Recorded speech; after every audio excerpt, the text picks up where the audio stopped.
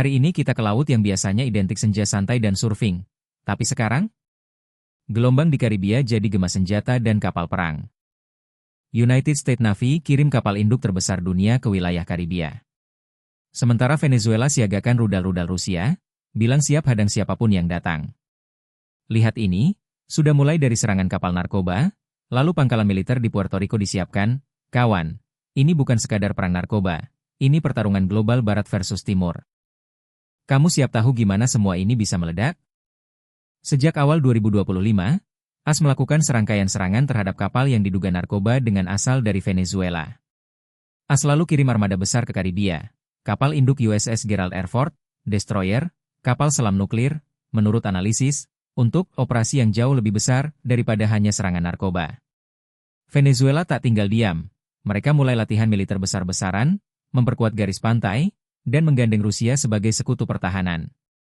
Pangkalan AS lama di Puerto Rico, Roosevelt Roads, kini dibuka ulang sebagai basis tagih militer terhadap Venezuela. Strategis banget. Media melaporkan bisa jadi sudah memasuki fase persiapan serangan darat atau udara terhadap Venezuela, meskipun AS masih bilang tidak ada rencana langsung. Rusia memberi peringatan keras, dukung penuh Venezuela dan kecam AS atas kekuatan militer yang berlebihan. Ini makin memperbesar skenario perang global. Kalau konflik ini meledak, bukan hanya Venezuela yang kena. Negara Karibia kecil sampai rute pelayaran global bisa jadi medan.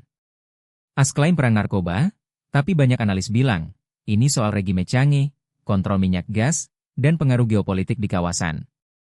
Sekarang bayangkan, semua ini bukan semata tentang narkoba atau pertahanan pantai. Ada pemain besar yang tak terlihat. Rusia dan Cina mulai muncul sebagai pendukung Venezuela. Jadi ini bukan AS versus Venezuela aja, tapi Barat versus Timur dengan latar laut Karibia.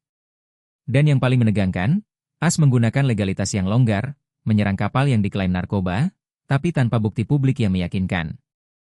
Twistnya, konflik kecil jadi konflik besar. Laut Karibia selama ini dianggap zona aman, tapi kini bisa jadi titik api perang modern. Kapal induk belum menembakkan torpedo, tapi kehadirannya sudah menghitung mundur. Dan kalau satu rudal lepas, dunia bisa terkejut lebih cepat daripada kita pikir. Kawan, kalau kita diam, artinya kita setuju. Tapi kalau kita tahu dan berbagi, mungkin konflik ini bisa dicegah atau paling nggak, kita jadi saksi yang siap. Like, subscribe, bunyikan lonceng. Dan tulis di komentar, menurut kamu, siapa yang paling menang jika konflik ini meledak? AS, Venezuela, atau pihak ketiga?